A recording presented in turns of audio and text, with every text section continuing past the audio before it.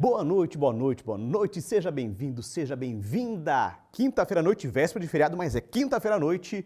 É hora de resolver questões no Chave do Enem. Preparado, preparada? Animados? Amanhã é feriado, mas aproveita comigo hoje aqui. Ciências da Natureza.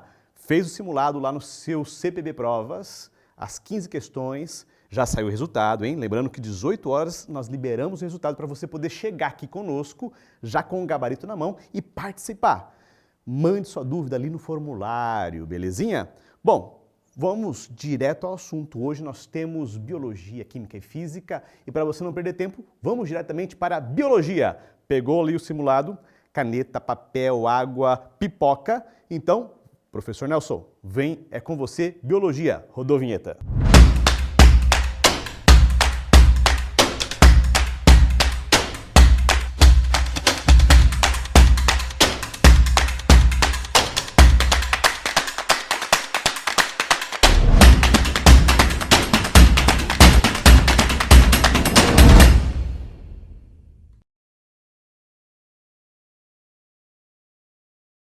Olá pessoal, tudo bem com vocês? Que maravilha, mais uma vez, professor Nelson Júnior aqui com vocês em Ciência da Natureza, especificamente Biologia. E vamos lá então para nossas questões, espero que você tenha feito, espero que você tenha acertado todas e se você tiver alguma dúvida que eu possa sanar essa dúvida hoje para vocês, tá bom? Quero dar um oi para todo esse Brasilzão na educação adventista, você que está chegando agora no primeiro ano do ensino médio, está conhecendo aqui o Chave do Enem, seja muito bem-vindo, espero que eu possa estar ajudando muito vocês, tá bom?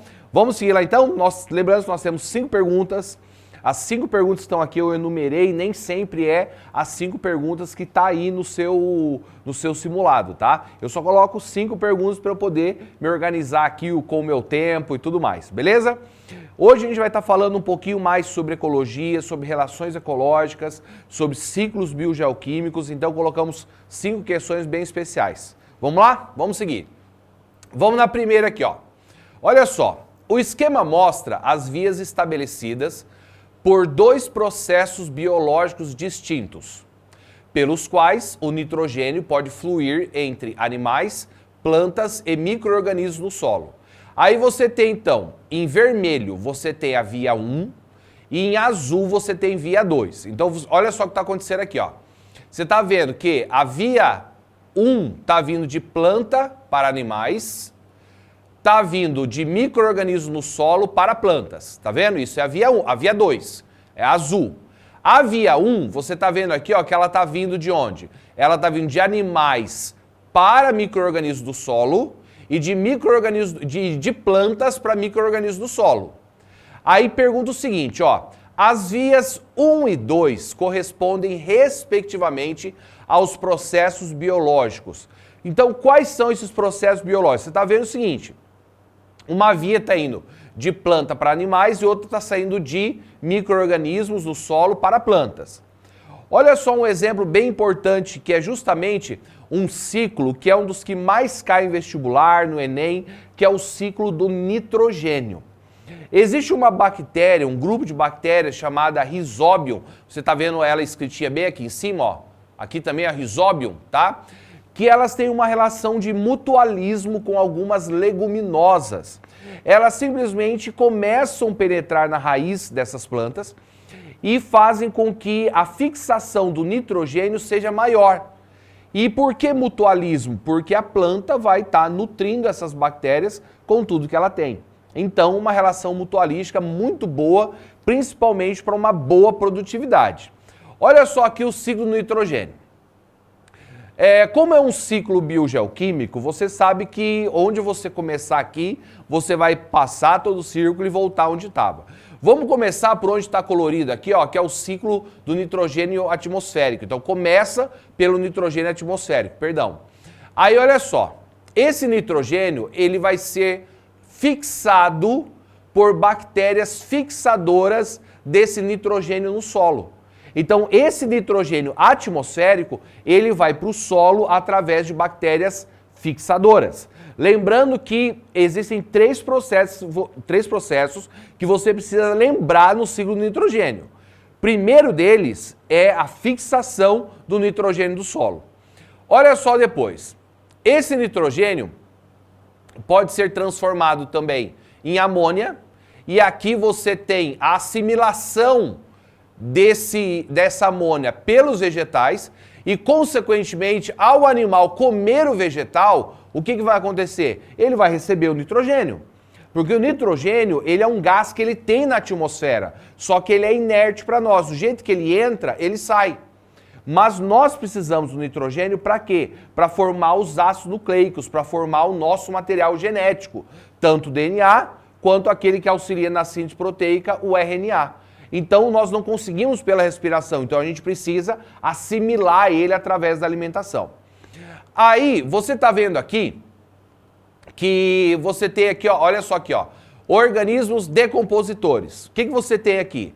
Você tem a decomposição de micro-organismos, por micro-organismos, de ou fruta que caiu, uma folha, um animal que morreu, qualquer coisa vai entrar em apodrecimento. Por quê? Porque as bactérias e os fungos e algumas bactérias vão decompor essa matéria orgânica. Beleza? Então eles estão decompondo isso aí. Para quê? Para depois os animais conseguirem assimilar na hora que vai se alimentar, tá bom? Depois nós temos um processo em que a amônia é transformada em nitrito e logo em seguida é transformado em nitrato. Esse processo é chamado de nitrificação. Então olha só, primeiro processo, fixação do nitrogênio no solo. Segundo processo, a transformação de amônia em nitrito e depois nitrato, que é chamado de nitrificação. Então esse processo, ele também pode ser absorvido pelas raízes, o nitrato, também vai ser assimilado pelos animais ao se alimentar dos vegetais. Então, quando você está comendo uma manga, uma pera, um mangostão, um cajá, um mamão, você está recebendo o nitrogênio que veio dessa decomposição, dessa absorção. Então, você está assimilando isso. E o último processo é o processo que está dizendo aqui em cima, ó, desnitrificação. A desnitrificação é um processo em que é transformado o nitrato novamente nesse nitrogênio atmosférico. Então são três processos: fixação, nitrificação e desnitrificação. Tá vendo que eu disse que simplesmente você tem, onde você começa, vai acontecer todo o ciclo, ele vai voltar no mesmo lugar? É exatamente isso que está acontecendo. Agora teve duas palavras que eu falei bastante aqui, que eu comentei que os animais assimilam o nitrogênio através da alimentação. E os vegetais, eles absorvem isso através de processo de decomposição. Por isso que uma floresta ela é rica e bem autossuficiente, porque vai caindo folha, vai caindo fruta, animais vão morrendo, eles vão se decompondo, vão fazendo todo esse ciclo biogeoquímico. Então olha só, vamos olhar na questão novamente, ó. As vias 1 e 2 correspondem respectivamente aos processos biológicos. Quais processos são esses? Está dizendo ali, ó, 1 é assimilação e 2 é decomposição. Olha só o que está acontecendo aqui, ó. Você está vendo plantas vindo para animais na 2 e micro-organismos para a planta. E aí você está vendo que animais está aqui e micro-organismo. O que isso aqui está me dizendo? Que o animal, ele pode ter defecado, urinado, pode ter morrido e ele vai ser decomposto pelos micro-organismos do solo.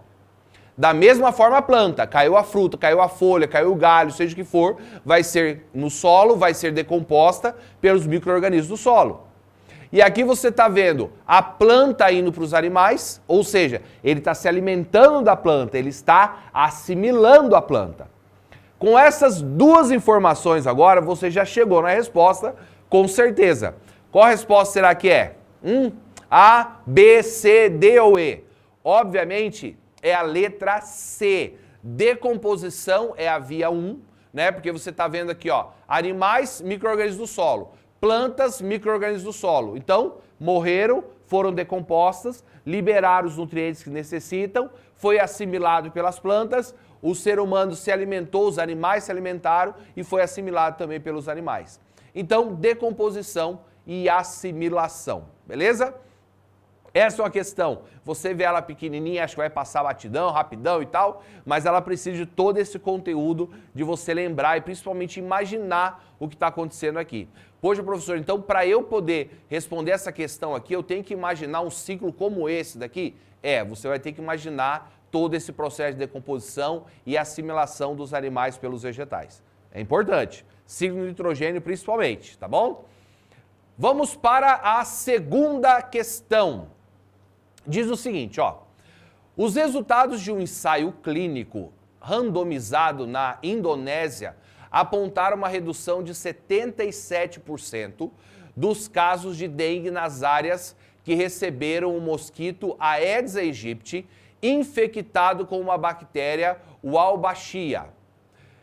Gia laçou da mesma cerca misterzada no mitase pelo Melos Wolbachia, iniciativa conduzida pela Fundação Oswaldo Cruz Fiocruz. Então, o que aconteceu aqui? Você conhece o mosquito Aedes aegypti, você sabe que ele é o vetor da doença da dengue, certo? Então, o vetor é aquele indivíduo que leva a infecção para um indivíduo, certo? O que eles fizeram aqui que você observou na questão? Eles, por um processo de biotecnologia, eles pegaram o mosquito do Aedes e infectaram ele com uma bactéria. Por que eles infectaram ele com uma bactéria? Obviamente, essa bactéria ela não vai causar uma doença diretamente nele. Só que o interessante é que eles colocaram uma bactéria que tem um costume muito parecido com o dos vírus.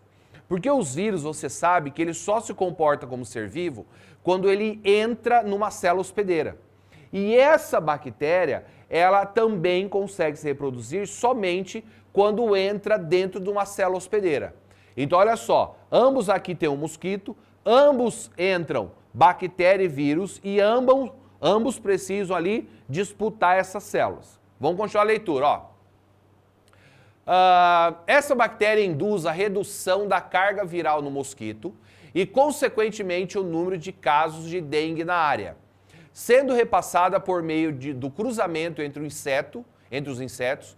Como essa bactéria é um organismo intracelular e o vírus também precisa entrar nas células para se reproduzir, ambos necessitarão de recursos como? Olha lá, a pergunta. Essa tecnologia utilizada no combate à dengue consiste em quê? Predação do vírus pela bactéria. O vírus vai se alimentar da bactéria e isso vai ser bom, porque está dizendo ali que vai diminuir a carga viral. Então essa a gente já vê que está errada, por quê? Porque o vírus, no caso aqui, a bactéria vai se multiplicar tomando o lugar do vírus. Então está diferente do que está acontecendo ali, a gente já descarta. Letra B. Esterilização de mosquitos infectados. E aí eu consigo pegar o mosquito e esterilizar ele, ou tirar a infecção dele, ou simplesmente impedir com que ele se reproduza? É fácil isso? Como é que é? A gente tira de jogada, né? Letra C. Alteração no genótipo do mosquito pela bactéria. Ou seja, as células do mosquito tem lá o material genético, a bactéria vai entrar e vai mudar esse material genético. Quem faz essa mudança de material genético geralmente é quem? São os vírus. Então, tiramos. Letra D. Competição do vírus e da bactéria no hospedeiro. E aí? Os dois estão competindo do vírus e da bactéria pelo hospedeiro? Ambos entram dentro da célula e vão competir. Certo ou errado? Letra E. Inserção de material genético do vírus na bactéria. Então, ao vírus inserir o seu material genético, isso vai fazer você diminuir a carga viral? Por quê? Você vai diminuir a carga viral como? Você vai inserir o vírus dentro da bactéria, o vírus vai se reproduzir e destruir a bactéria. Então, ele vai continuar vivo dentro do mosquito. Então, olha só aqui algumas coisas para você lembrar. O que vem a ser a relação desarmônica chamada de competição? É quando os indivíduos, eles ocupam uma mesma região e eles acabam competindo entre si. Aqui eu coloquei 2 exemplos, por exemplo, de animais, mas os vegetais também podem competir entre si, né? Você tem, por exemplo, o cerrado é uma vegetação onde você tem as árvores mais longe uma da outra. Por quê?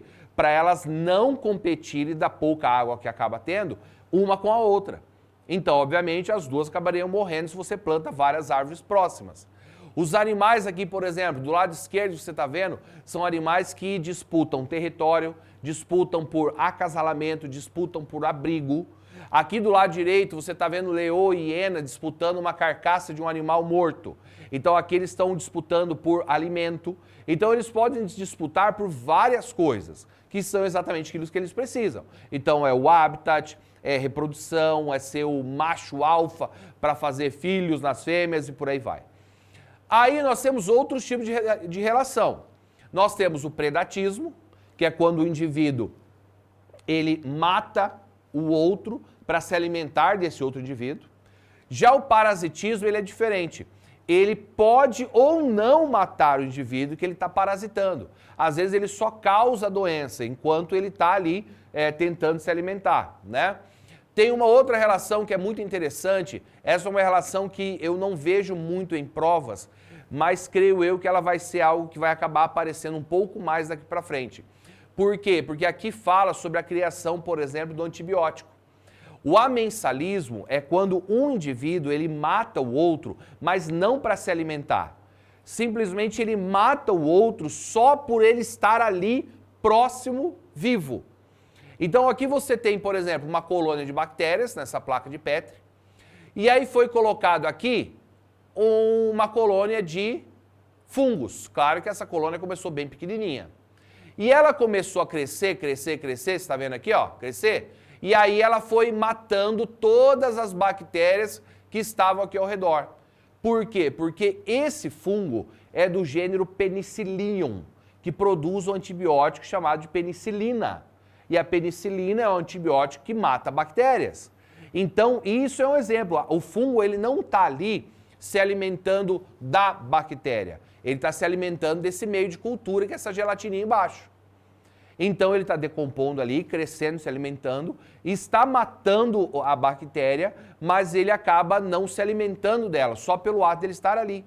O Alexander Fleming, em 1928, foi exatamente isso que aconteceu com ele. Ele trabalhava com bactérias, estudando feridas e feridas no pós-guerra.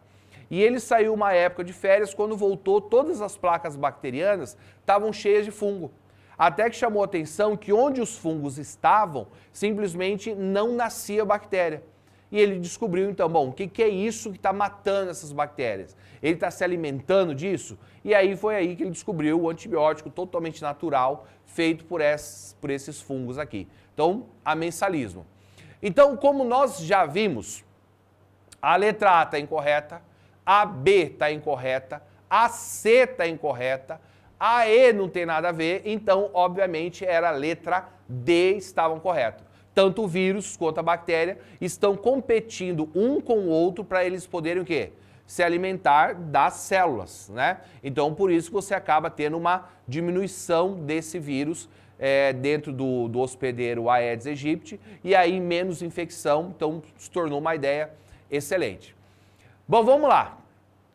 Vamos para a nossa terceira, também sobre relação ecológica. Olha só que legal essa. Bromélias são plantas que colonizam intensamente galhos de árvores, conforme mostra a imagem. Você está vendo ali, elas bem no galho da árvore, toda bonita ali, né? Aí diz assim, ó, a relação ecológica existente entre bromélias e árvores é caracterizada como o quê? Bom, você está vendo ali que a bromélia está em cima da árvore, né? Ela conseguiu fixar as raízes dela ali, está tomando um sol legal, né? E aí? Olha a letra A, tá? Deixa eu mostrar primeiro essas duas relações, né? Já que a gente estava falando, estava esquecendo de mostrar elas aqui, ó. Tem duas relações aqui para vocês lembrarem. Uma é chamada de comensalismo, uma relação que cai bastante também nas provas, e o inquilinismo. Bom, o que seria o comensalismo? O comensalismo é quando um indivíduo ele se dá bem, fica de boa, não altera, se dá bem assim, ele consegue se alimentar, e o outro não é prejudicado, não é incomodado, não é beneficiado também não. O exemplo que nós temos aqui é do tubarão e da rêmora. A rêmora é um peixe que bem no dorso dela aqui em cima, ela parece uma ventosa, parece aquela ventosa que a gente coloca o suporte do celular no carro, GPS e tal. E ela consegue se fixar nesses peixes. Quando o tubarão, ou baleia, ou outro for, o que ela faz? Ela pega, ou ela nada do lado, tá? Ou ela se fixa embaixo, ou do lado do tubarão. E nisso ela vai aproveitando, gastando pouca energia, vai sendo transportado ali. E quando ele se alimenta, se algumas vezes ele acabar estraçalhando alguma coisa para se alimentar, o que acontece? Sobra alimento. Então eles vão lá, se alimentam e volta. Então ele é um comensal do tubarão. Por quê? Porque ele está se alimentando pela ajuda do tubarão, mas não está prejudicando o tubarão em nada, não está beneficiando ele também, não está incomodando ele, nada disso, tá? Pra vocês terem uma ideia, o piolho, quando ele está na cabeça do ser humano e ele está se alimentando de algumas células mortas aqui, ele é um comensal nosso, porque ele não está prejudicando, ele não está beneficiando, não está incomodando nada, ele só está se beneficiando. Agora, se ele começar a perfurar o nosso couro cabeludo e começar a pegar o sangue e começar a causar coceira, aí de comensal, ele se transformou em um parasita, tá? Aí é uma relação diferente. Outro exemplo aqui, ó, é o inquilinismo, e eu coloquei aqui, ó, a anêmona do mar, que é um animal, e o peixe palhaço black, que é um outro animal. Então, eles têm uma relação super harmônica de casa e proteção. Ou seja, quando o indivíduo ele usa o outro apenas como casa, apenas como proteção, tá? Então, no caso, o peixe palhaço é dessa forma. Existe um outro, por exemplo, que é esse daqui, ó. Esse que vocês estão vendo bem grandão aqui, ó. Esse daqui é o pepino do mar. E o pepino do mar, ele tem uma relação um pouco diferente com esse indivíduozinho aqui, ó, que parece uma caldinha, mas é o peixe agulha. O peixe agulha, para se esconder de predador, ele usa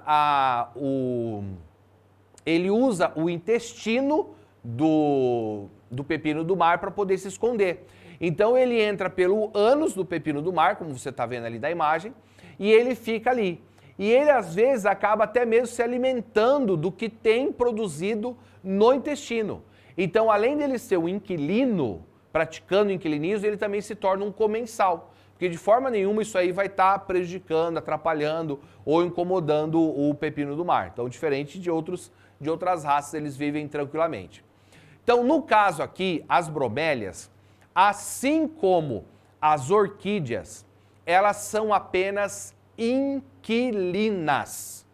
Ou seja, elas estão ali apenas em busca de sol, em busca de proteção, em busca de conseguir se enraizar, apenas isso. Todas as epífitas, como bromélia e orquídeas, elas não parasitam o vegetal. Diferentemente do cipó-chumbo, que ele envolve a planta, e aí minúsculas raízes acabam penetrando na casca da árvore até chegar nos vasos xilema e floema ali para poder receber os nutrientes. E algumas vezes ele acaba até mesmo matando o vegetal. Então ele sim é um parasita, tá? E esses daqui são exemplos de epífitas, elas não estão parasitando, são só apenas inquilinas. Então vamos ver aqui qual é a função. Letra A, ó. Pelo prejuízo referente ao parasitismo sofrido pela árvore. Então já disse que não são parasitas, são epífitas só inquilinismo. Letra B, pelo prejuízo referente à escassez hídrica sofrida pelas bromélias, também não. Se elas conseguem viver ali, é porque elas têm uma resistência muito grande. Então elas não precisam de encharcar de água ali nas suas raízes para ela poder sobreviver. A letra C, por não apresentar prejuízo nem benefício para os vegetais envolvidos. Então, ela não apresenta prejuízo nem benefícios para os vegetais envolvidos? Será que é isso? Letra D, pelo benefício de maior luminosidade obtido pelas bromélias. Então, elas estão ali para receber mais luz e realizar a fotossíntese, produzir bastante energia, bastante oxigênio. Letra E, pelo benefício de proteção obtido pela árvore. Bom, a gente sabe que a árvore não vai protegê-la, assim como acontece, por exemplo, com a anêmona. Então aqui nós temos a letra D, é pelo benefício de maior luminosidade obtido pelas bromélias. Professor, por que não colocar aqui, ó, por não apresentar prejuízo nem benefício para os vegetais? Ela apresenta, gente, um benefício para a bromélia, para a orquídea, as epífitas. Por quê? Porque ali elas conseguem uma casa, né? Conseguem ficar num lugar tranquilo, sem a presença de nenhum predador. Não estou dizendo que alguém vai se alimentar delas, mas se elas estão embaixo, por exemplo, passa um animal, pisa sobre, balança, tira elas do caule, então acaba prejudicando. Então elas estão sim se beneficiando, mas é uma relação harmônica que elas não estão atrapalhando ninguém. Vamos então para a nossa quarta questão. Olha só essa questão aqui, tem um gráfico. A variação do número de indivíduos nas populações das espécies X, Y e Z foi avaliada ao mesmo tempo em duas áreas distintas, A e B, do mesmo bioma. O gráfico 1 mostra uma variação na área A, onde se impediu a presença da espécie Z. O gráfico 2 mostra essa variação na área B, onde foi permitida a presença da espécie Z, a partir do momento indicado pela linha tracejada. Olha só ali, o que você tem aqui? Aqui você está vendo que número de indivíduos no eixo Y e no eixo X o tempo, certo? Aí você está vendo que essas espécies, quando uma aumenta, a outra também aumenta. Quando uma diminui, a outra também diminui, certo? Está dizendo lá o seguinte, ó, A e B do mesmo bioma. O gráfico 1 mostra essa variação na área A, onde se impediu a presença da espécie Z. Então elas simplesmente aumentaram, as duas aumentaram, diminuíram, as duas diminuíram, tá? Então são duas espécies, enquanto uma aumenta, a outra também diminui. Fica com essa informação aí. Depois, o gráfico B. Tá dizendo ali, ó, vinha então a espécie X, a espécie Y, elas vinham aumentando, diminuindo, igual. Quando chegou a espécie Z, você percebe que a espécie Z aumentou e a espécie Y, ela fez o quê? Ela diminuiu. Então, por exemplo, o que está te lembrando aqui? Lembra quando você coloca uma espécie exótica, uma espécie diferente, em um lugar onde ela não vivia? A tendência dela começar a competir com as outras espécies ou até mesmo ser predadora das outras espécies. Porque olha só, você está vendo aqui, quando a espécie Y diminuiu, ela fez o quê? Literalmente aumentou. Então, será que ela está se alimentando dessa espécie Y? E por isso que ela aumentou? E depois, quando diminuiu a Y, ela também diminuiu e se manteve constante depois?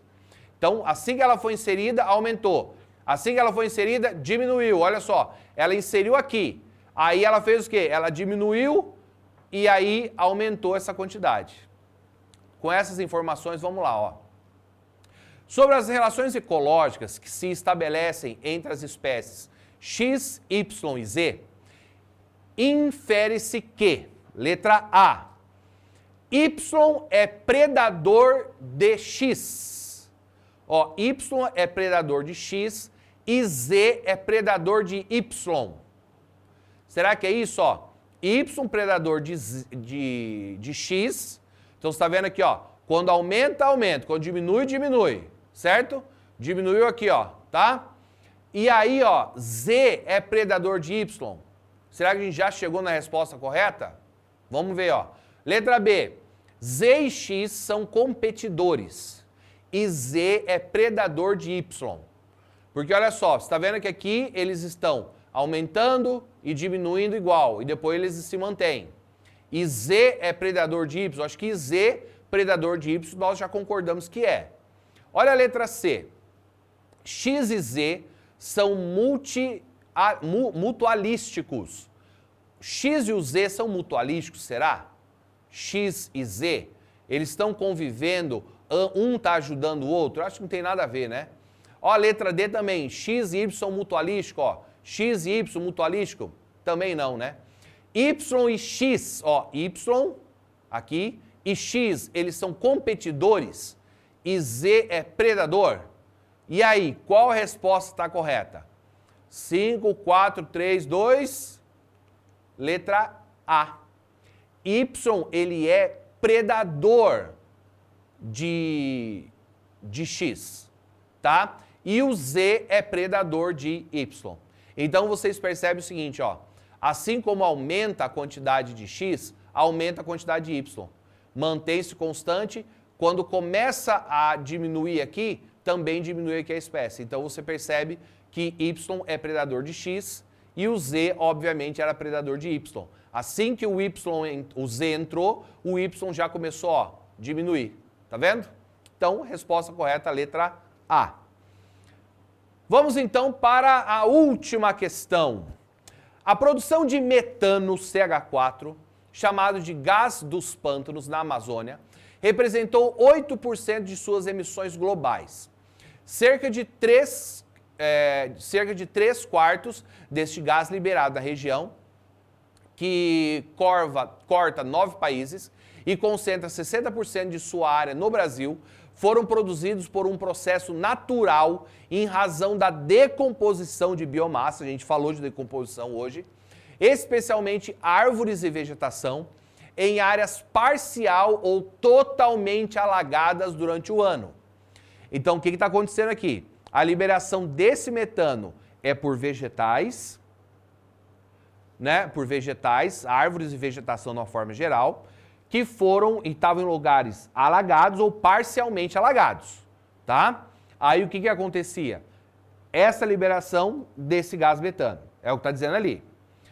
Na Amazônia, o gás dos pântanos está associado a, dentre outros fatores, do quê? Olha só, processo de lixiviação, incorporação de água de afluentes, o assoreamento dos rios, a transposição de rios ou aos reservatórios das usinas hidrelétricas que formam aqueles alagamentos. Então, vamos lembrar alguns conceitos aqui, ó. Primeira coisa aqui, ó, é a lixiviação. O que é a lixiviação? A lixiviação, gente, é quando, pela ausência de mata ciliar, quando vem a chuva, tudo que está no solo, quer seja no plantio, defensivos agrícolas, quer seja um asfalto perto, uma ponte, seja o que for, tudo aquilo vai ser lavado e vai ser mandado diretamente para o rio. E isso, obviamente, você tem uma mudança de pH, de salinidade, uma quantidade enorme de plásticos, entre outros tipos de poluentes. Só que aqui, na questão, está se referindo sobre árvores e vegetais em gerais em decomposição. Então, aqui, na lixiviação, ela não se refere à decomposição desses indivíduos. Outro exemplo, assoreamento dos rios. O que acontece com o assoreamento? Ele é praticamente o que acontece com a lixiviação, só que ao invés de mandar poluentes ali, simplesmente as margens, por falta de mata ciliar, acaba descendo muito sedimento. Vem pedra, vem areia, argila, a terra propriamente dita, vem tudo e acaba ficando no leito do rio. Isso faz com que o leito do rio diminua. Então, aquele rio, talvez há anos atrás, sei lá, tinha 3 metros de profundidade, agora está lá com 2 metros, 1,5, por quê? Porque o sedimento no fundo diminuiu. Então, diminuiu a quantidade de água, consequentemente, também a quantidade de seres vivos ali, já que agora é menor. Mas então, também você está vendo que a gente não está falando a espécies de decomposição, de árvores, vegetais e tal. Já aqui, nos alagamentos das hidrelétricas, você entende o seguinte, pensa que era um riozinho assim, certo?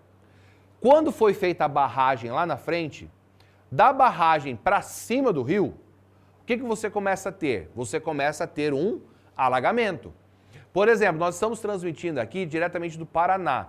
E aqui da nossa cidade fica próxima à cidade de Foz do Iguaçu. Um alô para os alunos e professores aí de Foz do Iguaçu no Colégio Adventista. E nós temos ali em Foz do Iguaçu a Itaipu Binacional, que é uma hidrelétrica gigantesca que manda energia elétrica por movimentação cinética de turbinas tanto para o Brasil quanto para o Paraguai. E eu visitei lá uma vez, e interessante é ver que o muro da barragem, ele chega a ter 180 metros, ou seja, a 180 metros de profundidade do rio. Então você percebe que aquele rio lá para trás, que talvez tinha 3 metros, agora ele ficou muito maior. Por quê? Porque ele alagou uma quantidade de vegetais muito grandes das suas margens.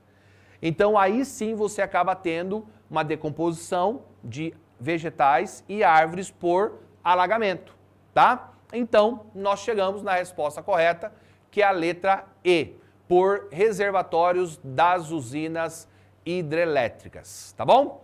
Bom, espero que tenha respondido todas as questões, espero que tenha ficado bem clara. Se você errou e ficou assim, nossa, não acredito que foi por bobeira eu errei. Bom, aí você está confiante, você aprendeu com o seu erro. Agora, se você olhou assim, não, eu não tinha a mínima ideia, revisa essa aula, olha ela novamente e vai dar tudo certo. Um abraço para vocês, gente. Até a próxima. Tchau, tchau.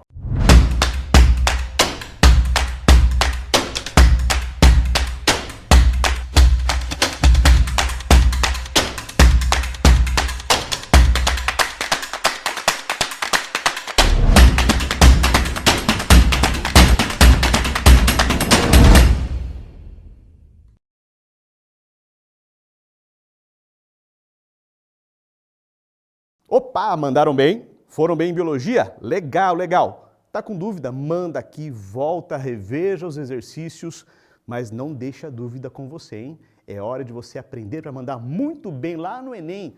Tem um tempinho ainda, né? Primeiro ano, mas vai mandar muito bem no Enem. Agora vamos para a segunda aula dessa noite. Eu sei que você está ansioso pelo feriado, mas agora é a hora de Química. Professora Dani, é com você. Rodou a vinheta.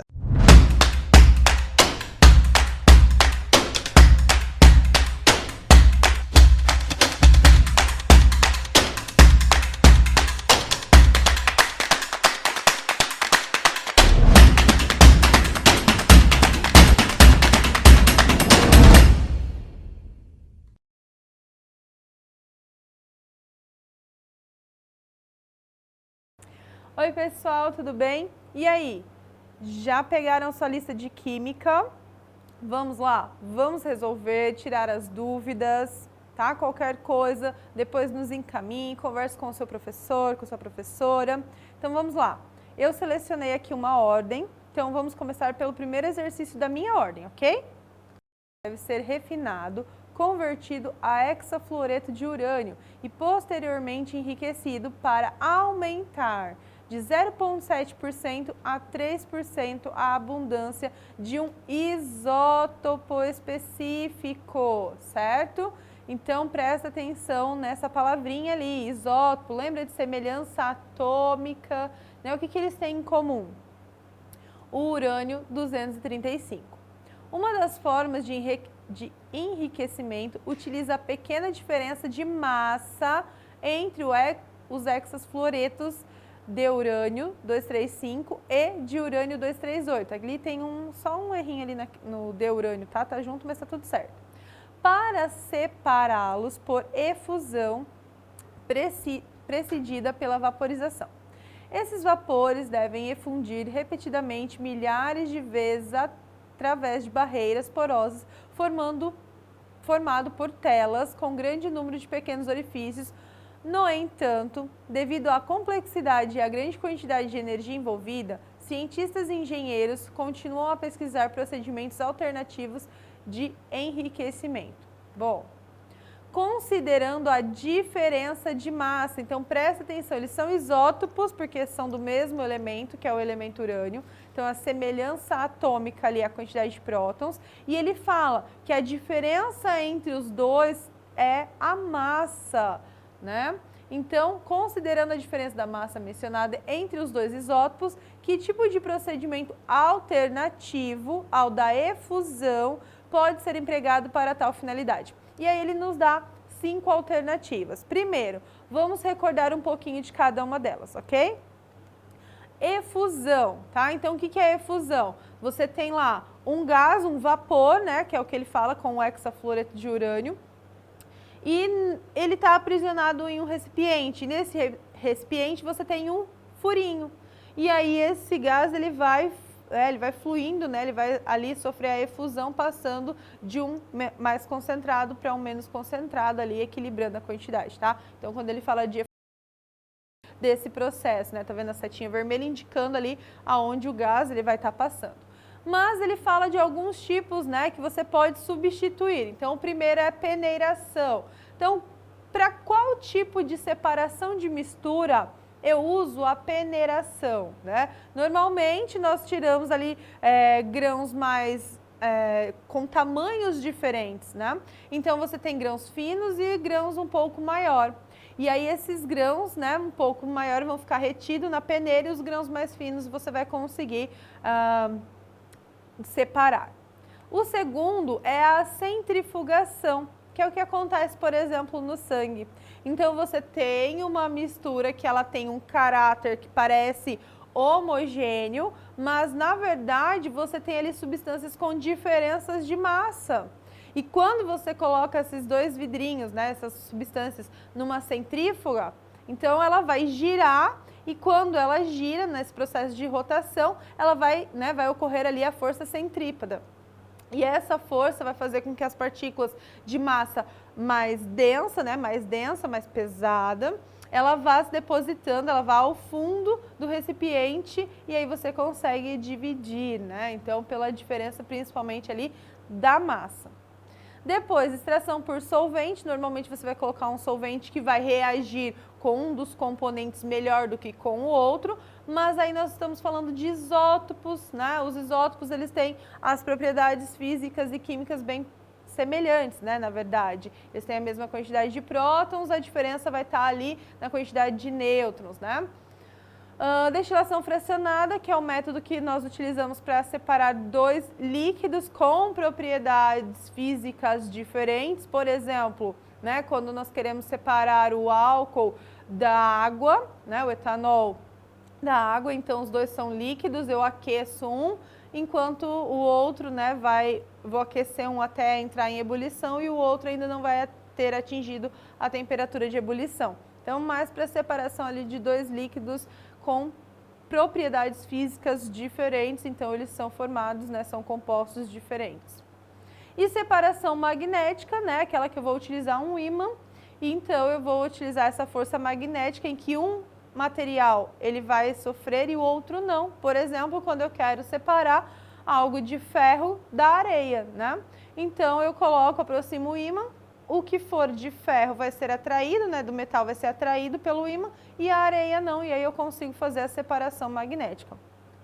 Quando o exercício fala para nós considerarmos a diferença de massa, já que eles são isótopos, né, eles vão ter ali as propriedades semelhantes, então a forma mais fácil de nós separarmos esses dois seria pela centrifugação, porque você vai ter um isótopo mais denso que o outro, né? Essa diferença de massa. E aí, ao processo de girar, né? O que aconteceria?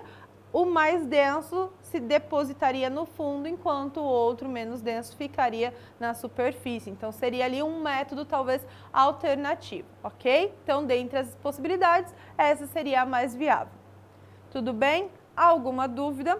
Não esqueça também de nos marcar no @chave do Enem, beleza? Vamos para o próximo?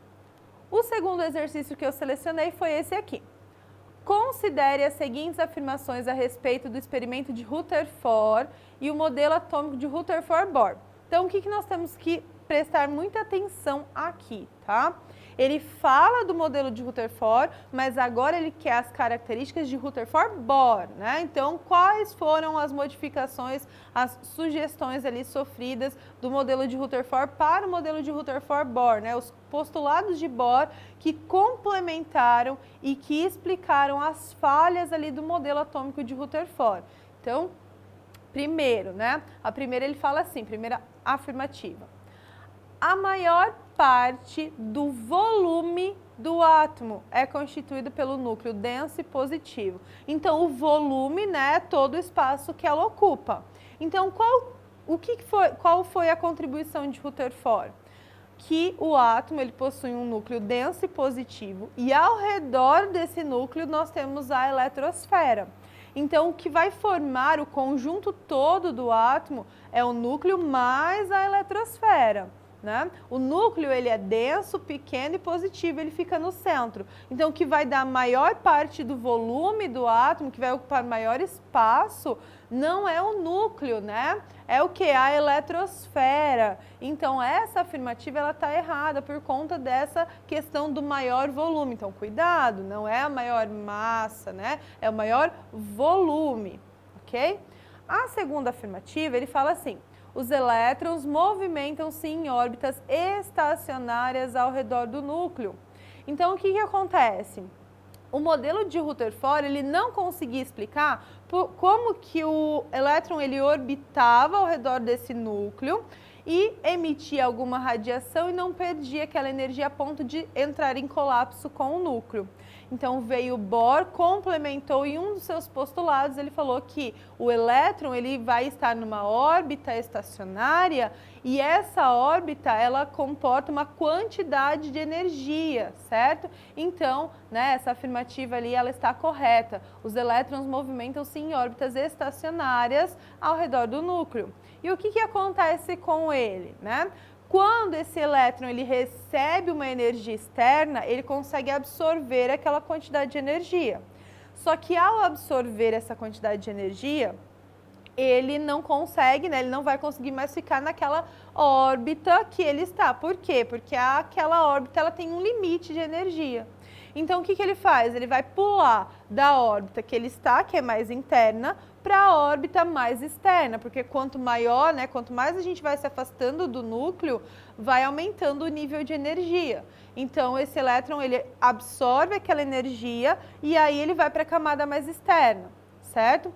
Só que daí ele vai, não é, né, dele, da natureza dele, ele está perturbado, aquela energia é extra, ele absorveu, mas ao mesmo tempo, né, depois, ele vai liberar aquela energia. E ao liberar aquela energia, ele volta para o seu lugar de origem, para a sua órbita de origem. Então, ele dá o famoso salto quântico. E quando ele volta, ao retornar para o seu lugar de origem, a sua órbita, a quantidade de energia que ele emite é exatamente igual à quantidade de energia que ele absorve. Então, né, ele fala que ao pular de uma órbita mais externa para uma órbita mais interna, que é quando ele volta, né, ele emite uma quantidade bem definida de energia. E essa afirmativa ela está correta. Então, olhando aqui as nossas alternativas, né, a única que se enquadra com a segunda e a terceira verdadeira é a letra D.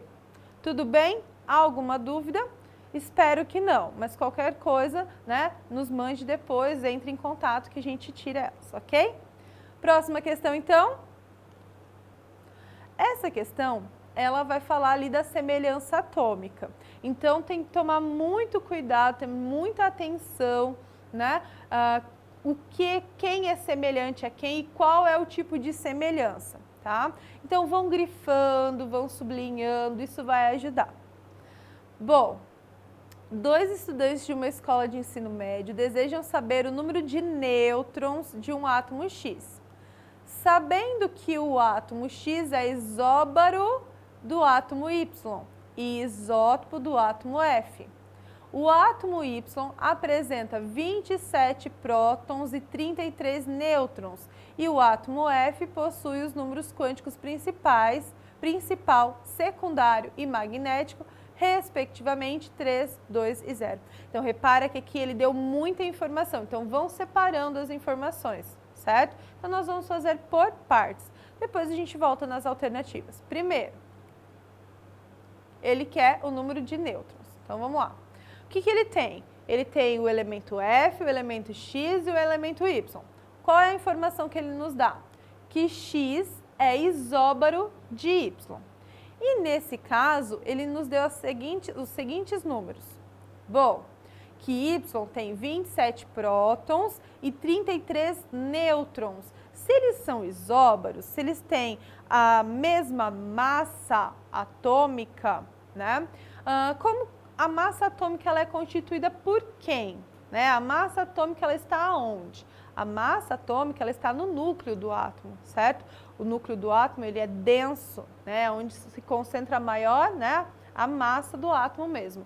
E o que eu tenho no núcleo de um átomo? Eu tenho prótons e nêutrons. Então, se eu tenho a informação que o elemento Y, ele tem 27 prótons e 33 nêutrons, que é o que compõe o núcleo, então a massa do elemento Y nada mais é que a soma desses dois. Então, 27 mais 33 nos dá que a massa atômica do elemento Y é 60.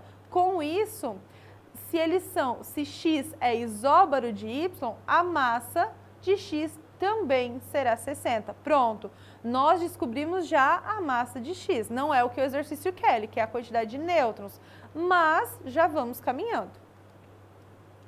Depois, ele fala que X e F são isótopos. Se eles são isótopos, eles têm a mesma quantidade de prótons, ou seja, o mesmo número atômico.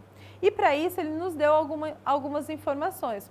Por exemplo, ele nos deu os 3 números quânticos principais de F. O número quântico principal é o 3, número quântico secundário ou azimutal 2, o ml ou m, que é o número quântico magnético, igual a 0. Então, o que nós conseguimos tirar daqui? Que o nível de energia em que esse elétron se encontra é o terceiro. Se o número quântico secundário ou azimutal é igual a 2, nós estamos falando do subnível D, certo?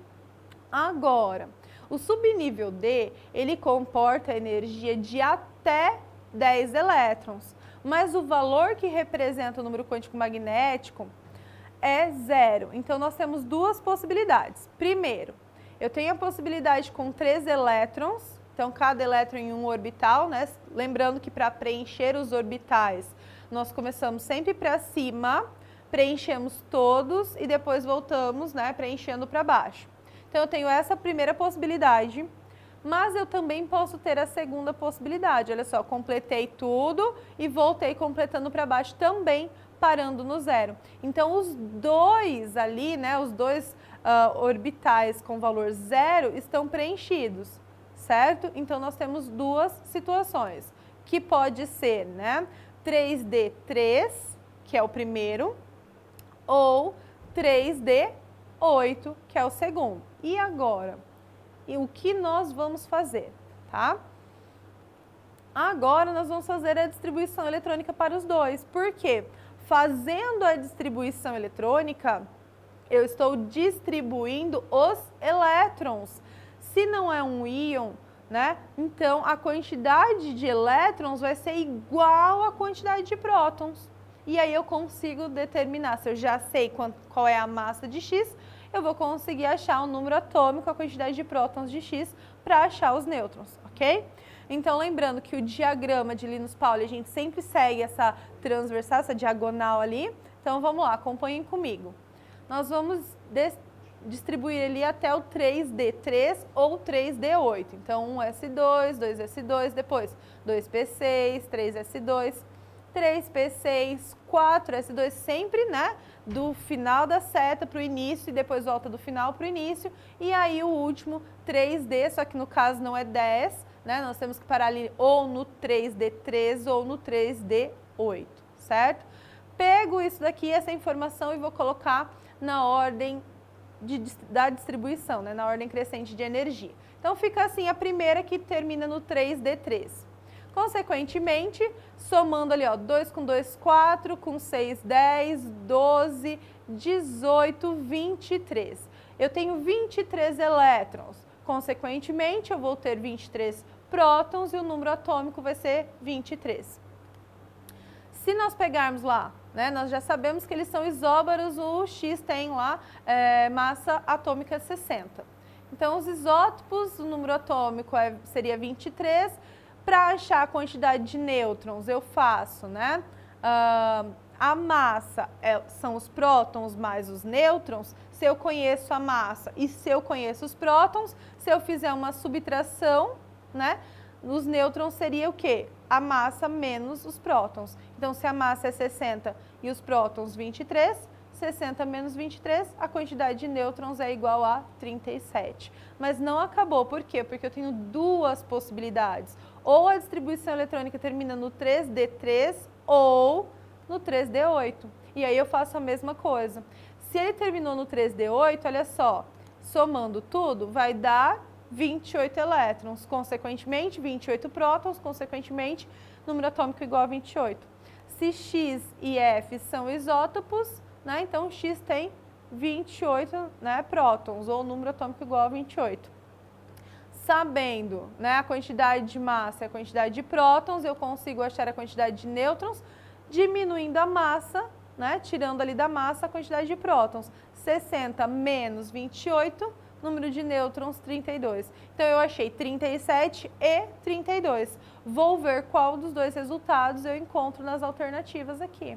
E olha só, não temos o 37, mas nós temos o quê? O 32. Então, a resposta correta é a letra C. Reparem que o exercício, ele tem muito processo de interpretação.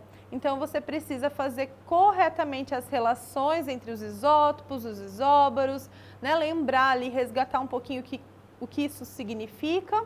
E aí você consegue caminhar com o exercício. Tudo bem? Espero que sim. Espero que vocês estejam gabaritando os exercícios. Vamos para o próximo?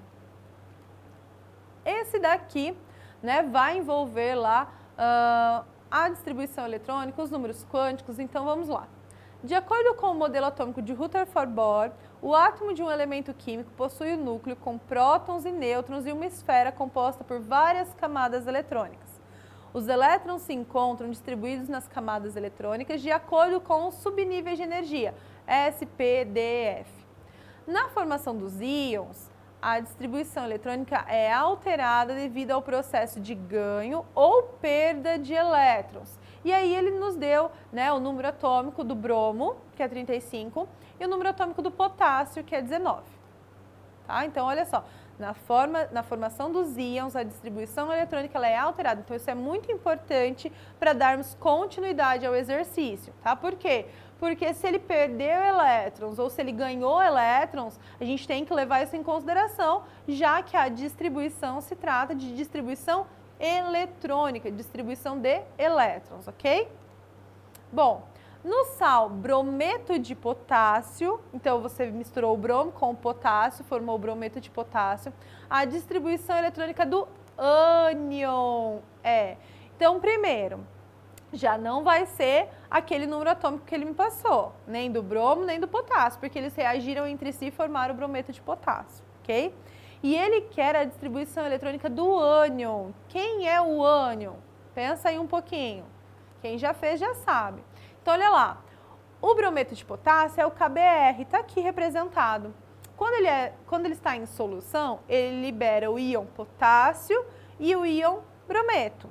O potássio, o positivo, é o cátion, né? O positivo, no caso o potássio metal, é aquele que perdeu elétrons. E porque ele perde, ele fica cada vez mais positivo. Já o íon brometo vai ser o ânion. O ânion, ele ganha elétrons, né? Quanto mais elétrons ele ganha, elétron tem carga negativa, mais negativo ele vai ficando. Então, nós queremos saber o quê? A distribuição eletrônica do íon brometo. Tá aqui, ó. Ok? O número atômico do bromo, isso eu estou falando do átomo neutro, tá? É 35.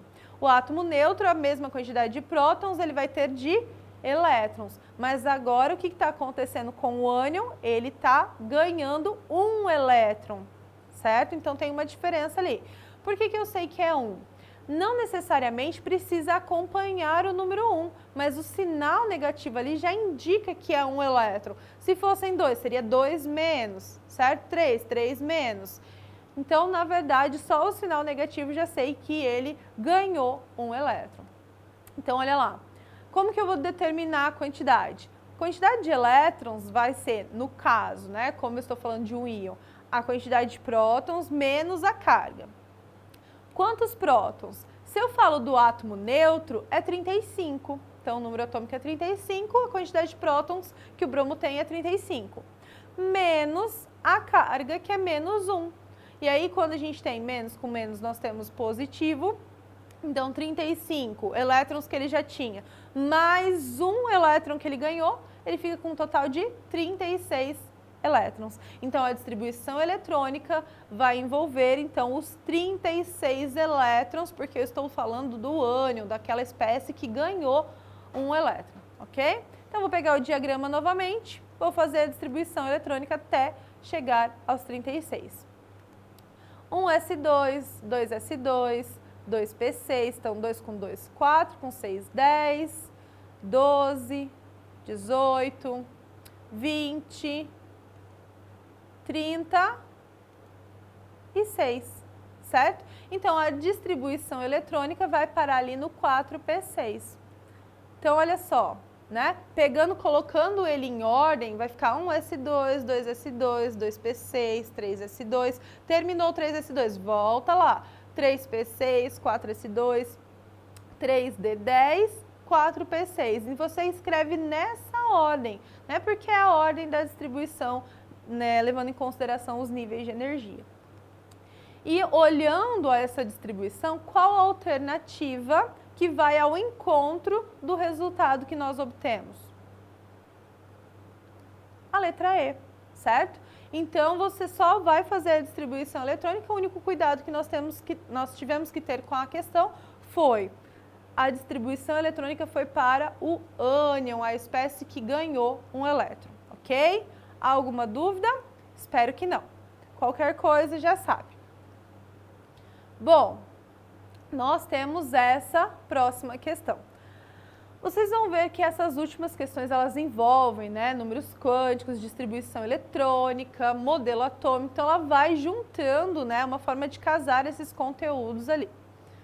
Esse daqui, ele fala especificamente dos fogos de artifícios, ok? Então, os fogos de artifícios provocam um encantamento na maioria das pessoas, um verdadeiro show de luzes, formas e cores. As cores que observamos nos fogos de artifícios são obtidas quando são misturados à pólvora sais de elementos metálicos. A variedade de luzes coloridas observadas durante o espetáculo no céu depende do elemento químico presente nos sais. Sais de estrôncio são responsáveis pela cor vermelha, sais de cobre pela cor azul, sódio, amarelo, cálcio, laranja, bário, verde. Misturas de sais são usadas para as cores roxo, que é o estrôncio e o cobre, branco, magnésio, alumínio e titânio, e prata, magnésio e alumínio. Qual é o conjunto de números quânticos do último elétron do íon cálcio? Então, olha só, ele quer o último, né, os números quânticos do último elétron, só que, novamente, ele está falando de um íon, do íon cálcio, no cloreto de cálcio. E ele também coloca uma condição. Considere o spin do primeiro elétron a entrar no orbital igual a menos meio. E ele nos dá também o número atômico do cálcio. Mas, repare, ele nos dá o número atômico do cálcio do átomo neutro, que quando ele está neutro, a quantidade de prótons é exatamente igual à quantidade de elétrons. Mas nesse caso, ele nos pede os números quânticos do último elétron do íon cálcio. Então, o que aconteceu com o íon cálcio? Primeiro, cloreto de cálcio está aqui, quando colocado, né, em meio aquoso, ele se dissocia, formando o íon cálcio 2+, e o íon cloreto. Então, olha só, o íon cálcio agora, diferente do exercício anterior, o íon cálcio ele está positivo. Então, o que aconteceu com ele? Ele ganhou ou ele perdeu elétrons, se ele está ficando positivo? Ele perdeu, né? Ele está perdendo cargas negativas. Então, quanto mais cargas negativas ele perde, mais positivo ele fica. Então, se ele fosse neutro, a quantidade de elétrons é igual ao número atômico. Nesse caso, né, ele perdeu ainda, ó, 2+, ele perdeu 2 elétrons. Então, o que nós vamos fazer? A quantidade de elétrons vai ser diferente da quantidade de prótons. Nesse caso, eu vou fazer a mesma regrinha. Elétrons é a quantidade de prótons menos a carga. Quantidade de prótons é 20, menos a carga, que é 2 positivo. Então, menos com mais é menos, 20 menos 2, nos dá um total ali de 18 elétrons restante depois que ele perdeu, né, aqueles, ou doou, no caso, aqueles 2 elétrons, ok? Bom, então nós vamos fazer a distribuição para 18 elétrons. Vamos lá, 1s2, 2s2, 2p6. Aqui já distribuí 10. 3s2, 12, 3p6, 18. Então, a distribuição eletrônica, ela fica ali, 1s2, 2s2, 2p6, 3s2, 3p6. O último elétron distribuído está onde? No 3p6, o último elétron se encontra ali. Então, olha lá, nós não podemos esquecer que ele nos deu uma condição, que o primeiro elétron a entrar no orbital, né, o primeiro spin que a gente representa, ele vai ter o valor de menos meio, ok? Então, essas são as condições. Então, do 3p6, eu consigo tirar o N, que é o número quântico principal, o número quântico secundário, ou azimutal, que é representado pela letra L. Só que, olha só, eu estou falando do subnível P. Então, como eu quero números quânticos, eu preciso representar essa letra P por um número.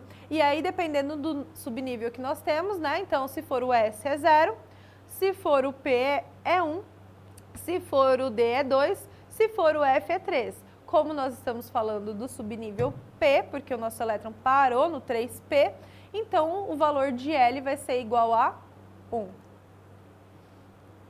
Depois, o ML ou simplesmente M, que é o número quântico magnético, certo? Como que eu vou saber? Bom, o subnível P, ele comporta a energia de até 6 elétrons, ele está completo ali, até 6 elétrons. Cada orbital comporta um par, então eu sempre consigo colocar 2. Para representar o subnível P, nós temos ali 3 orbitais, que vai de menos L a mais L, no caso, menos 1, 0 e mais 1. Se ele tem 6 elétrons, então eu vou preencher o primeiro elétron, o segundo elétron, o terceiro, quarto, quinto e o sexto elétron, já que nós estamos falando do último elétron. Então, onde está o último elétron que foi distribuído? Está aqui, ó, no orbital representado pelo mais 1, certo? Ele está nesse último quadradinho que é mais 1.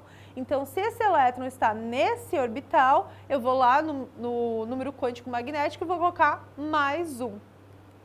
E pegando esse gancho já, esse elétron, esse último elétron que foi colocado, ele está para baixo, certo? Então, o MS, ou simplesmente S, que é o número quântico de spin, ele vai ser mais meio. Por que que ele vai ser mais meio?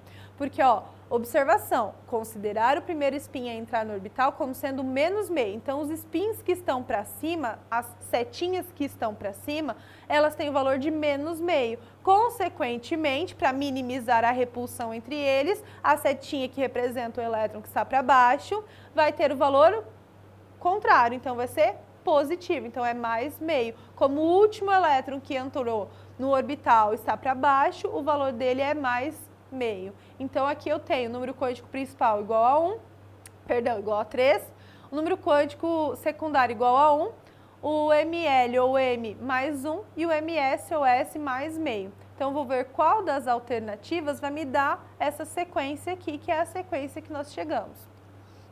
E olhando todas elas, a única alternativa que se enquadra é a alternativa A. Tudo bem? Há alguma dúvida? Eu espero que não. Gente, foi um prazer estar com vocês mais essa semana. Um beijo e até a próxima. Tchau, tchau.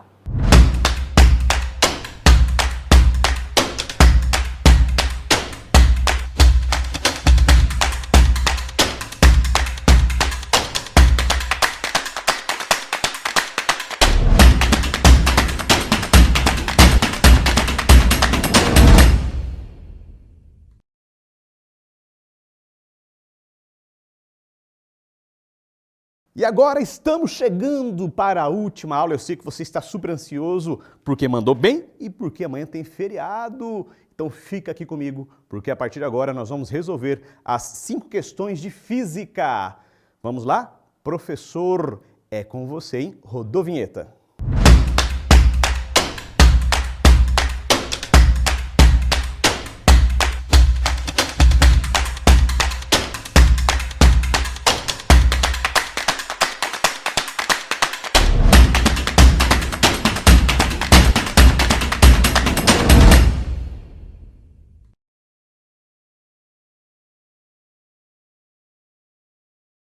Boa noite, galera do primeiro ano, sejam muito bem-vindos a mais um encontro nosso aqui no Chave do Enem. Espero que você esteja preparado, que já esteja aí com a sua provinha em mãos, com o seu simulado em mãos, para a gente resolver junto e corrigir junto essas questões que vocês já trabalharam ao longo da semana. Já está com a sua pipoca separada aí, já pegou o suquinho?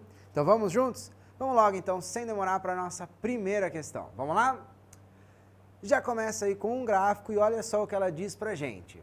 A velocidade de um atleta durante uma corrida de 100 metros em função do tempo está representada no gráfico. E tem aí um gráfico. Observe que este gráfico, ele é um gráfico da velocidade no eixo vertical pelo tempo no eixo horizontal. E aí então essa velocidade e esse tempo variam conforme o tempo passa. Durante a corrida, a aceleração do atleta foi? Então a pergunta agora é sobre a aceleração. Bom, professor, o gráfico não é da aceleração, o gráfico é da velocidade pelo tempo. Sim, mas a gente consegue interpretar a respeito da aceleração olhando o comportamento dessa velocidade. Lembre-se que a aceleração é a variação, é a mudança da velocidade, é a taxa de mudança dessa velocidade. Então vamos dar uma olhadinha o que a gente pode tirar desse gráfico. A letra A diz então que a aceleração do atleta foi sempre positiva. Bom, o que a gente sabe olhando de cara no gráfico é que a velocidade foi sempre positiva. Olha lá, ela sai do zero, né? Zero não é positivo, mas a partir dali ela se torna positiva. A velocidade está sempre positiva. Só que ela está positiva do instante zero até aquele instantezinho marcado com T1, na primeira linha pontilhada ali. Ela não só está positiva, como também está aumentando positivamente. Então, se eu tenho uma velocidade positiva e que aumenta, é sinal de que a aceleração também está positiva. Bom, num segundo trecho, entre T1 e T2, essa velocidade deixa de aumentar, ela não muda mais, ela fica parada ali, estagnada, ele está na mesma velocidade fixa, constante, nem indo mais rápido nem indo mais devagar, indo na mesma velocidade. Neste caso, então, a nossa aceleração, ela tornou-se zero. A gente não tem mais aceleração, porque a aceleração é uma medida da mudança de velocidade. Se a velocidade não muda, logo a aceleração é zero, não tem. Bom, então, essa aceleração não foi sempre positiva. Se ela tivesse sido sempre positiva, a gente não teria uma aceleração nula ali. E por último, no terceiro trecho, que é esse trechinho final aqui, depois do T2, que é a segunda linha vertical pontilhada, observe que a velocidade começa a diminuir, ela reduz. Bom, horas. Se eu tenho uma velocidade positiva e que está diminuindo, que está reduzindo, isso indica para a gente uma aceleração negativa. A velocidade ela está variando negativamente, ela está diminuindo. Então, no último trecho aqui, além de T2, a nossa aceleração ela é negativa. Então, a letra A está excluída, ela não foi sempre positiva. A letra B diz para a gente que a aceleração é negativa apenas entre os instantes onde o tempo valia 0 segundos e o instante T1, que é o da primeira reta vertical pontilhada. Não, a gente acabou de ver que essa aceleração é positiva nesse trecho entre o 0 e o T1. Positiva porque a velocidade está crescendo positivamente. Ela já era positiva, ela está crescendo ainda mais positivamente. Então, ela é aceleração positiva. A letra C diz que a aceleração é negativa apenas entre T1 e T2. Não, olha lá, entre T1 e T2, a velocidade nem muda, então a aceleração é zero. A letra D diz que a aceleração é sempre nula. Bom, isso também não é verdade. Ela só é nula ali no meio, entre T1 e T2. Nas duas pontas ela existiu e ela não nula. E por último, sobrou para a gente a alternativa letra E, que a aceleração é positiva apenas entre os instantes 0 e T1. Bom, de fato, entre o 0 e T1 a gente tem velocidade positiva e crescendo. Então, isso indica para a gente uma aceleração também positiva. Legal? Então, nossa primeira questão aqui tinha como resposta a alternativa a letra E. Olha só que legal, bacana. E aí, acertou essa? Se você não acertou, volta lá, confere de novo comigo a explicação para ver se você consegue tirar suas dúvidas. Se ainda não conseguiu, manda sua dúvida para a gente tentar te responder depois. Legal? Então vamos juntos. Vamos lá, vamos para a próxima? Preparado? Então vamos lá que tem bastante coisa para a gente conversar hoje à noite, hein? Estamos falando sobre os movimentos variados hoje. No último encontro nosso a gente tinha falado um pouquinho sobre os fundamentos do movimento, né? Hoje a gente já está falando um pouquinho sobre movimentos variados e movimentos uniformes. São classificações do movimento. Vamos lá, nossa segunda questão diz o seguinte. Durante uma competição em um autódromo, um carro de corrida entrou em uma reta com velocidade de 144 km por hora. Não faça isso em casa. E após 7,5 segundos, chegou ao final da reta com velocidade de 252 km por hora. E aí vem a pergunta. A aceleração escalar média desse carro de corrida nessa reta foi de... Bom, a gente já tem alguns problemas aqui. Observe as velocidades. 144, 252 quilômetros por hora. Observe o tempo que ele deu para a gente. 7,5 segundos.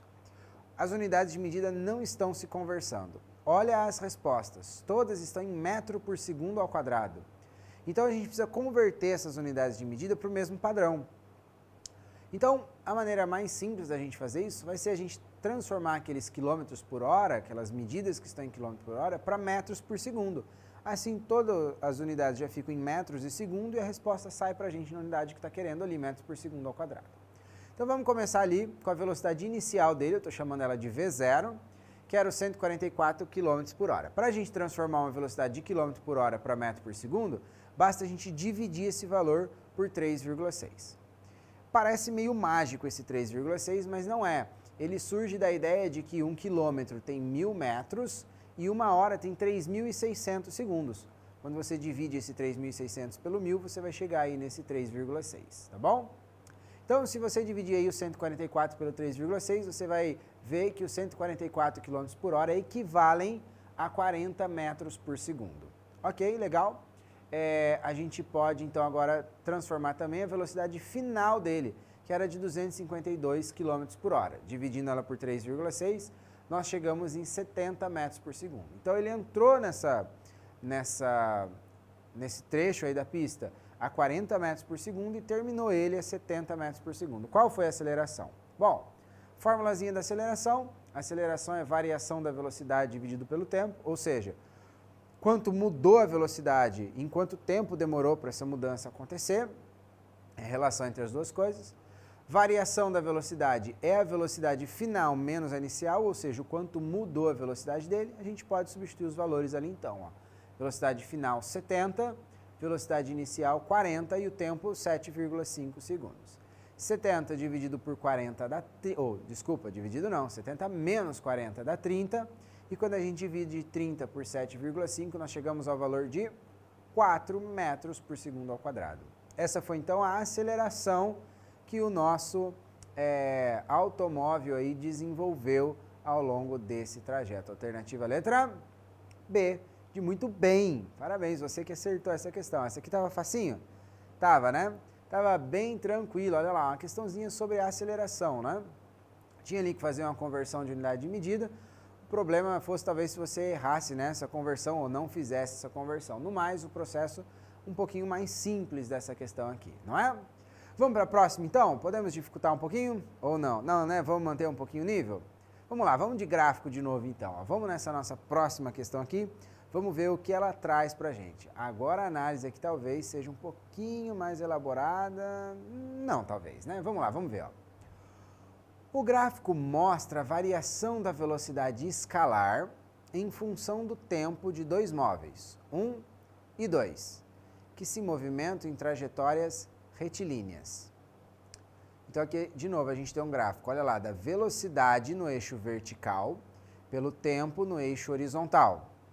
Você tem ali a reta vermelha representando a trajetória do móvel 2 e a reta azul representando a trajetória do móvel 1. Ou melhor, representando o movimento, né? Não a trajetória em si. A pergunta é, durante os 10 primeiros segundos de movimento, o que aconteceu? Então ele pergunta ali sobre o deslocamento do móvel 1, ele diz o deslocamento do móvel 1 foi menor do que o deslocamento do móvel 2. O deslocamento do móvel 2 foi de 150 metros, ele segue fazendo pergunta. Bom, vamos por partes aí.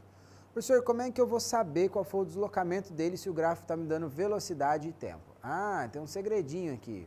Qual é esse segredinho? É que a distância que o objeto percorreu, o deslocamento dele, sempre será dada pela área do gráfico. Ah, então a área abaixo da reta vermelha indica o deslocamento do móvel 2. A área abaixo da reta azul indica o deslocamento do móvel 1. Ah, assim fica mais tranquilo então da gente conseguir fazer, porque essas figuras aí a gente conhece. Vamos separar então, vamos começar aqui ó, com o móvel 1. Observe ali que o móvel 1, ele tem pra gente um trapézio. Não sei se você consegue enxergar esse trapézio aí, mas ele tem um trapézio reto, né? Olha lá, a partezinha lá onde está escrito móvel 1 seria a base menor, aqui embaixo do 0 até o 10 a base maior do nosso trapézio, e a linha pontilhada mais aqui da direita a altura do trapézio, né? Ele forma um trapézio reto. Então a gente pode usar a fórmula do trapézio para achar a área.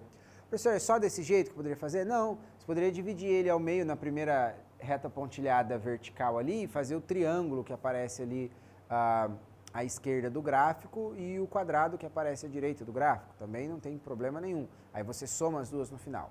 Eu vou utilizar a ideia do trapézio aqui. Então a área do trapézio é base maior mais base menor vezes a altura dividido por 2. Observe que a base maior dele então é essa aqui embaixo, que vem do 0 até o 10, eu coloquei aqui o 10. A base menor é lá em cima, onde está escrito móvel 1, que vai do 5 até o 10, da primeira linha pontilhada até a segunda linha pontilhada, portanto ela vale 5. E a altura dele, que é a altura da linha pontilhada, que vale 20, né? Ela vai do eixo T até lá em cima no 20. Dividido por 2, porque é da área do trapézio esse dividido por 2. 10 mais 5 dá 15. 15 vezes 20, 300. E 300 dividido por 2, 150 metros. Então já sabemos que o móvel 1 se deslocou 150 metros. Vamos agora para o móvel 2. Bom, acontece que no móvel 2, bom, aí a gente vai ter um probleminha, né, com o móvel 2. Por quê? Porque o móvel 2, ele não tem uma figura definida ali, né? Então a gente vai ter que separar de fato ele em dois trechos. O móvel 2 é representado pela linha vermelha.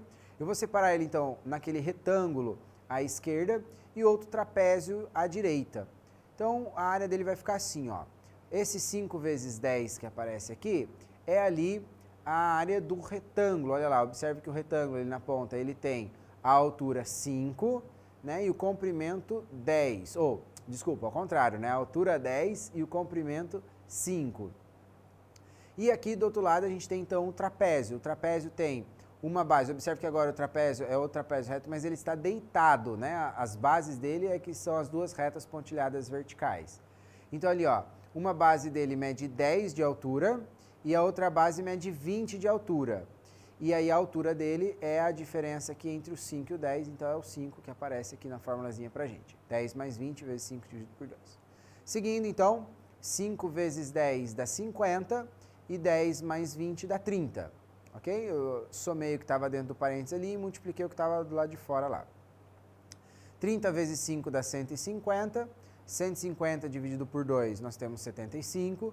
E aí a gente tem aqui então que o nosso deslocamento dele foi 50 mais 75, que dá 125 metros. Ok, legal. Letra A diz o deslocamento escalar do móvel 1 foi menor do que o deslocamento escalar do móvel 2. Na verdade, não. Observa lá que o deslocamento do móvel 1, então, foi maior do que o deslocamento do móvel 2, porque o móvel 1 deslocou 150 metros e o móvel 2 apenas 125. Ok. A letra B diz, o deslocamento escalar do móvel 2 foi de 150 metros. Não, esse foi o deslocamento do móvel 1, então também está errado a letra B. Né? Letra C, a aceleração média do móvel 1 foi menor que a do móvel 2. Bom, aí a gente tem que calcular, né? Vamos ver? Então, de novo aqui na coluninha do móvel 1, a aceleração dele é a variação da velocidade pelo tempo. A velocidade dele, observa lá, começou no 0 e terminou no 20, então variação 20 menos 0. E o tempo que ele demorou foi de 10 segundos ao longo do trajeto todo dele. Então, 20 menos 0 dá 20, dividido por 10, isso vai dar 2 metros por segundo ao quadrado.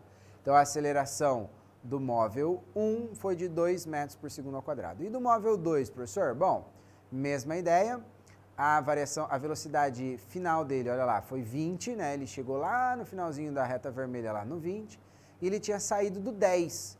Então, 20 menos 10, que era o inicial dele, dividido pelo tempo que demorou esse trajeto todo, que foi 10 segundos. 20 menos 10 dá 10, e 10 dividido por 10, 1 metro por segundo ao quadrado. Bom, a letra C diz que a aceleração escalar do móvel 1 foi menor que a do móvel 2. Isso é mentira. A do móvel 2 é que foi menor, que foi 1, né? Enquanto a do móvel 1 foi 2. Ó, intercalou, virou até um trocadilho o negócio, né? Bom, então vamos ver a letra D e a letra E agora, né? O que elas nos trazem. Letra D. O móvel 1 deslocou-se 25 metros a mais do que o móvel 2. Isso é verdade? O móvel 1 se deslocou 25 metros a mais do que o móvel 2? Bom, é verdade. O móvel 1 deslocou 150 metros e o móvel 2 150. De 150 para 125, ou ao contrário, desculpa. Móvel 1 150, móvel 2 125. De 150 para 125 dá 25 metros. Então a alternativa correta é a letra D. Letra E dizia que o deslocamento do móvel 1 foi de 200 metros, está errado, foi de 150 metros. Existia ainda uma outra forma de você ter abordado esse exercício, que era tentando encontrar a diferença das áreas entre os gráficos, né? Mas eu particularmente acredito que daria um pouquinho mais de trabalho, talvez, para você enxergar essa resolução. Então eu trouxe essa aqui para vocês acompanharem comigo. Legal? Conseguiu? Chegou até aqui comigo? Quem tinha acertado essa questão? Parabéns se você conseguiu fazer ela e chegar na resolução correta até o final. Uma solução cheia de passos e cheia de continhas pequenininhas para a gente ir fazendo ao longo dela, né? Se você não acertou de novo, confere comigo. Se o cálculo foi muito rápido, volta aí, assiste de novo, vai pausando, vai acompanhando e realizando cada um desses passos aqui para você não sair sem dúvida nenhuma. Aliás, deixa eu te perguntar uma coisa. Você já tirou aquela foto e postou lá no Instagram? Já marcou o @chave do Enem? Se ainda não, então faz isso agora. Aproveita, tira uma foto comigo aqui na tela, ó. Isso. Agora marca lá no @chave do Enem e posta para a gente acompanhar junto essa postagem sua, beleza? Vamos lá então, vamos seguindo para a nossa próxima questão. De novo, um automóvel em uma reta. Vamos ver o que ela nos diz. Em uma estrada reta, um automóvel encontra-se parado em sinal fechado. Então, primeiro aconteceu ali que ele está parado. No momento em que o sinal abre, o motorista pisa o acelerador e o carro arranca com uma aceleração constante de 0,4 metros por segundo ao quadrado. Ok? Então ele está acelerando o carro. Nesse mesmo instante, uma moto ultrapassa o veículo com velocidade constante de 36 km por hora. Então, no exato instante que o sinal abriu, o cara pisou no acelerador, pum, passou a moto por ele a 36 km por hora. Ok. Determine a distância percorrida pelo carro até alcançar a moto a partir da abertura do sinal. E assinale a opção correta. Bom, primeira coisa, já vamos de cara observar esses 36 km por hora. Aí eles não podem ficar em quilômetro por hora. Aceleração está em metro por segundo ao quadrado, todas as respostas estão em metro, então quilômetro por hora não vai ser legal. Já divide ele por 3,6, a gente já sabe que o carro está, que a moto passou o carro a 10 metros por segundo. Beleza.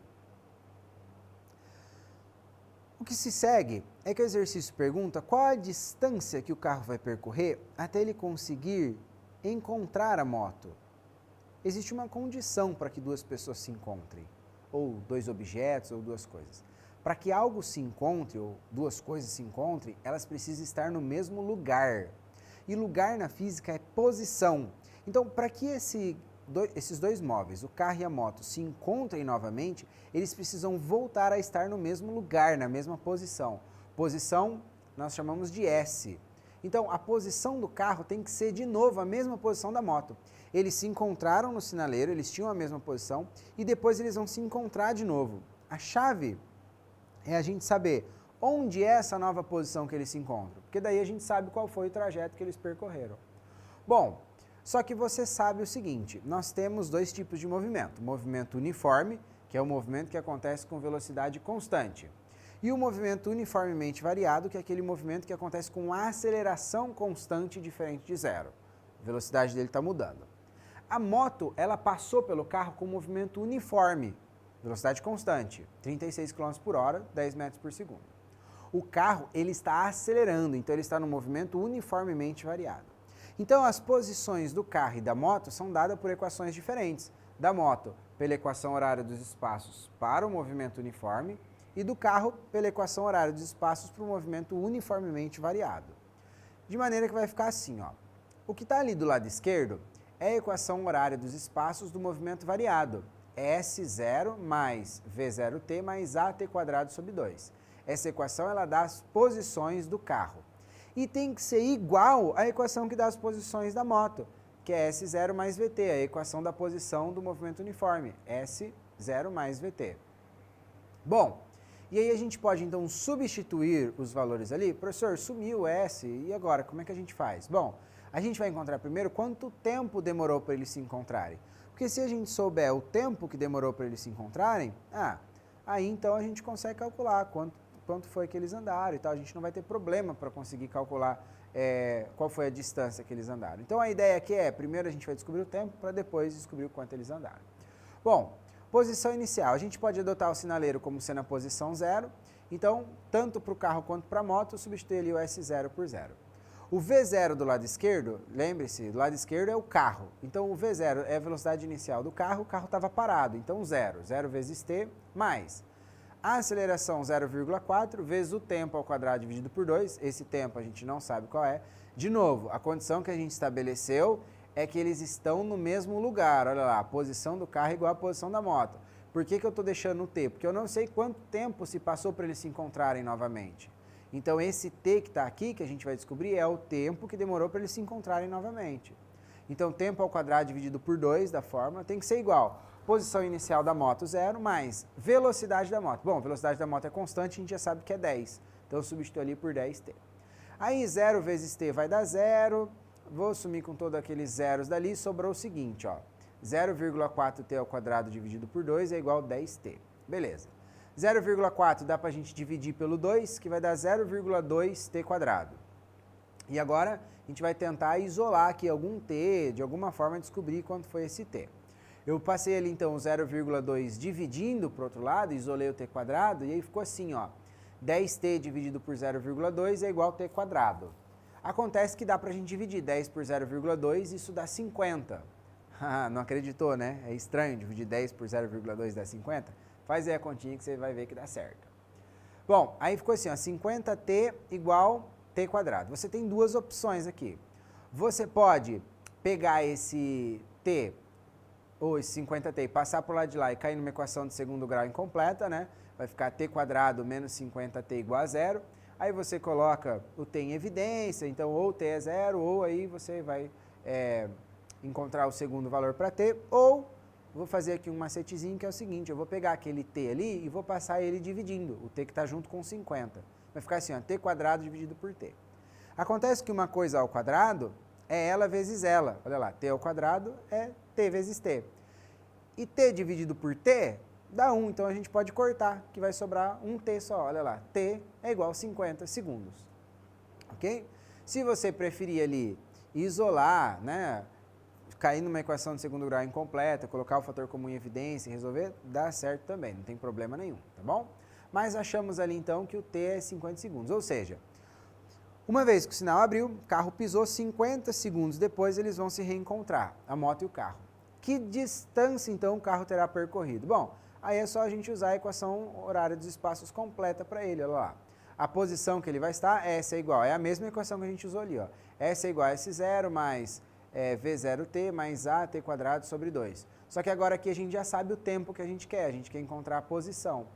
Então, 0 somado qualquer coisa vai sumir, 0 vezes 50 também vai sumir, vai sobrar o 0,4 vezes 50 ao quadrado dividido por 2.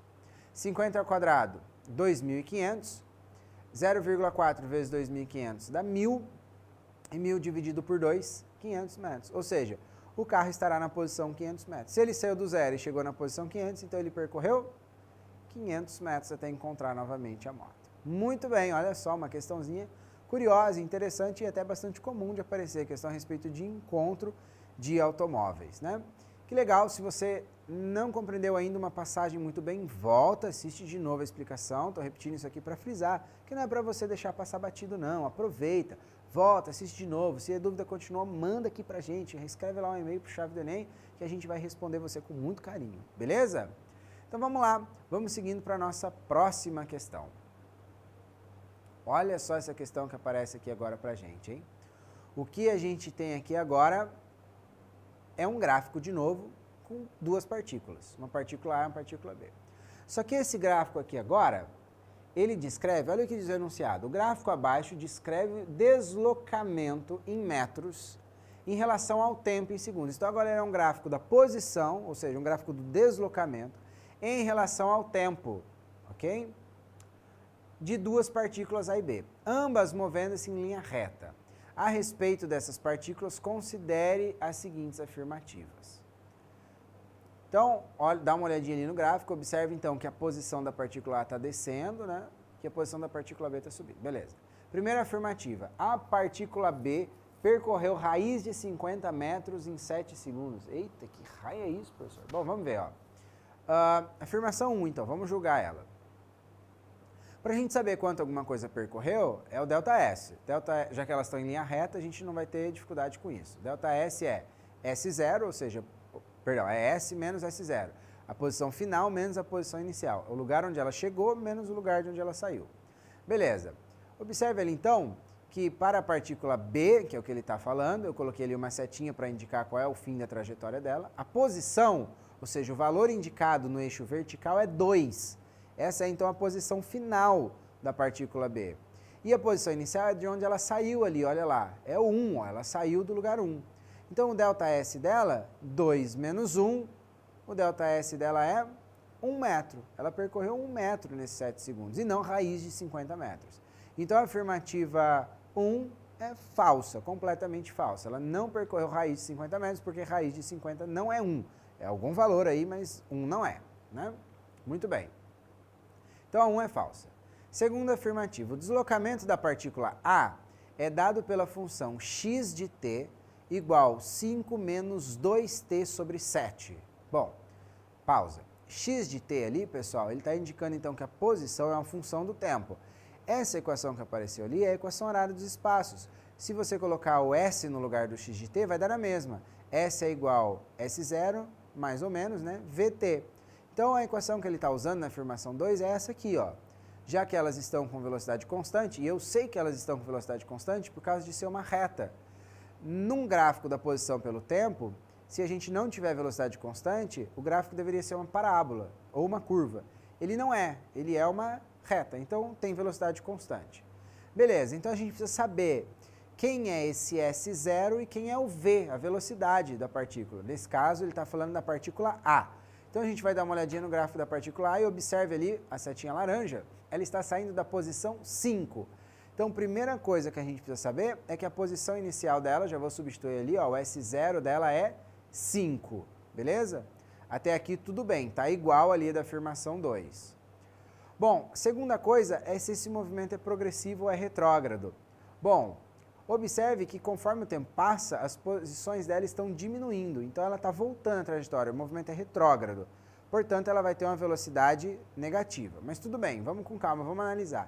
Quem é essa velocidade, então?